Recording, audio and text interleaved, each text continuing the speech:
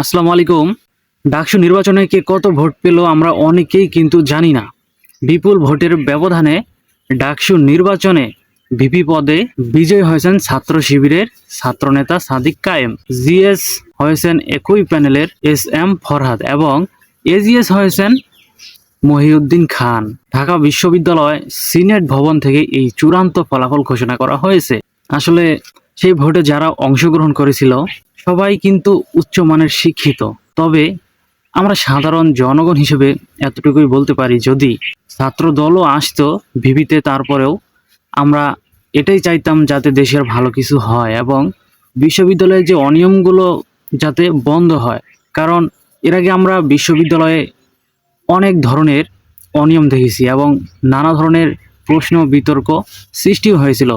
আমরা চাই যাতে এ ধরনের বিতর্ক আর ভবিষ্যতে সৃষ্টি না হয় এবং শিবির প্যানেল থেকে যিনি ভিপি হয়েছেন তার কাছেও আমাদের সাধারণ জনগণ হিসেবে একই চাওয়া, জাতীয় বিশ্ববিদ্যালয় অনিয়মগুলো বন্ধ হোক।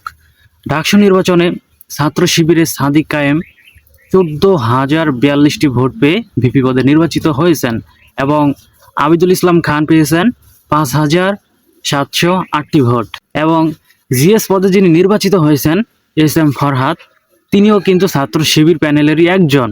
তিনি ভোট পেয়েছেন 10,794 ভোট। আর তার বড় প্রতিদ্বন্দ্বী যিনি ছিলেন তিনি ভোট পেয়েছেন 5,280 ভোট এবং ডাকসুর এজিএস পদে সহ সাধারণ সম্পাদক হিসেবে যিনি নির্বাচিত হয়েছেন তিনিও ছাত্র শিবির প্যানেলের একজন সদস্য, মহিউদ্দিন খান। তিনি ভোট পেয়েছেন 11,772টি ভোট। আর ছাত্র দলের তানভীর আল হাদি মাহেদ 5,064 ভোট এবং স্বতন্ত্র প্রার্থী তাহমিদ আল মুদাশির পেয়েছেন 3,008 ভোট এবং প্রতিরোধ পর্ষদের জাবির আহমেদ জুবেল পেয়েছেন 1,511টি ভোট। আসলে তিনটি পদেই কিন্তু নির্বাচিত হয়েছে শিবির প্যানেল থেকে। আর সবচেয়ে বড় একটা বিষয় হচ্ছে যে যারা এই ভোটে অংশগ্রহণ করেছে তারা কিন্তু সবাই কিন্তু অনেক উচ্চশিক্ষিত, অর্থাৎ তারা হয়তো তাদের ব্যক্তিগত পক্ষ থেকে ভোটগুলো দিয়েছে, তাদের যাকে ভালো লেগেছে তাদেরকেই ভোট দিয়েছে। কিন্তু যাই হোক, যেটাই হোক, অবশেষে তিনটি পদেই কিন্তু শিবির নিয়োগ হয়েছে। আসলে আমরা সাধারণ জনগণ হিসেবে তাদের কাছে কি প্রত্যাশা করতে পারি?